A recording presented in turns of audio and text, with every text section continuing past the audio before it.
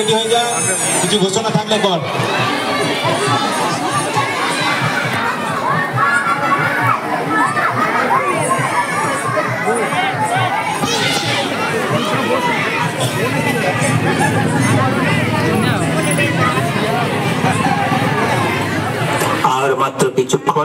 আর মাত্র কিছুক্ষণের মধ্যেই আমাদের এই সুখবাজারে একটা ছোট্ট হাসির নাটকের আয়োজন করা হয়েছে, সেটি আরম্ভ হতে চলেছে।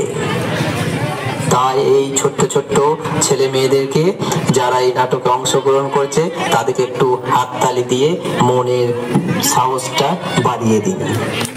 আজকের নাটক বাঁচাও সাধু বাবা, আজকের নাটক বাঁচাও সাধু বাবা আরম্ভ হতে চলেছে।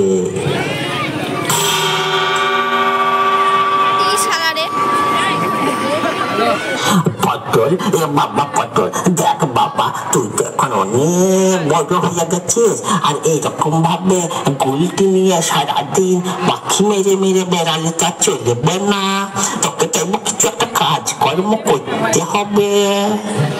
হ্যাঁ বাবা, তোর বাবা ঠিক কথাই তো বলেছে, তুই অনেক বড় হয়ে গেছিস, কিছু তো একটা কাজ করতে হবে, রোজগার তো করতে হবে, তোর বাবার তো বয়স হয়ে গেছে, এরকম ভাবে সারাদিন ঘুরে বেড়ালে তো চলবে না।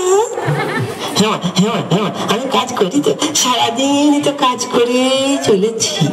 তা কি কাজ করিস কোনোদিন তো বলিস নি বাবা? ও পটলের মা, তুমি কিছু জানো? কই না তো, আমিও তো কিছু জানি না। তা কি কাজ করিস বাবা পটল? আমি তো গাড়ি ড্রাইভারি করি। ড্রাইভারি কাজ সেটা তো ভালোই বটে, তবে